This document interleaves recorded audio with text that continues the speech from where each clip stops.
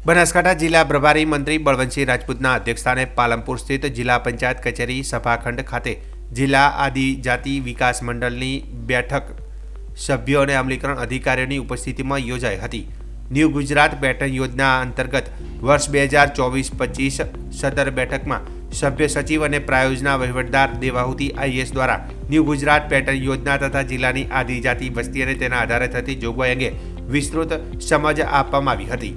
વર્ષ 2023-24 તારીખ 29/4/2023 રોજ યોજાયેલા જિલ્લા આદિજાતિ વિકાસ મંડળની બેઠકની કાર્યવાહી નોંધને બહાલી આપવામાં આવી હતી।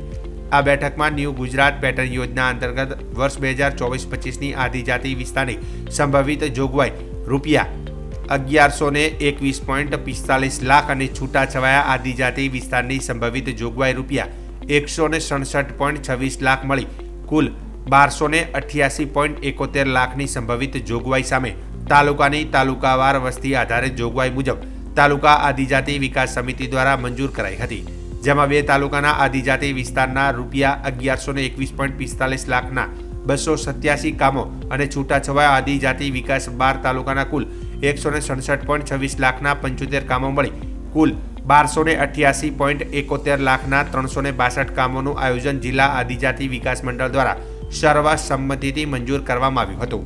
આ બેઠકમાં જિલ્લા પ્રભારી મંત્રીએ જણાવ્યું હતું કે તમામ કામો સમયમર્યાદા અને સરકારશ્રીની ગાઈડલાઈન મુજબ કરવામાં આવે તે જરૂરી છે।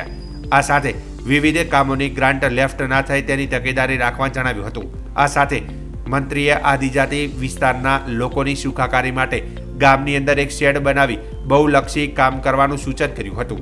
આ સાથે બેઠકના છેલ્લા વર્ષમાં 19 કામો કરવામાં આવેલ ફેરફારની મંજૂરીને બહાલી આપવામાં આવી હતી તથા છેલ્લા 3 વર્ષના બાકી કામોની કામવાર પ્રગતિની સમીક્ષા કરવામાં આવી હતી। આ બેઠકમાં ધારાસભ્ય અનિકેતભાઈ ઠાકર, પ્રવીણભાઈ માળી, કેસાજી ચૌહાણ, સ્વરૂપજી ઠાકોર, જિલ્લા કલેક્ટર મિહિર પટેલ, ઇન્ચાર્જ જિલ્લા વિકાસ અધિકારી સીપી પટેલ સહિત જિલ્લાના સંબંધિત અધિકારીગણ ઉપસ્થિત રહ્યા હતા।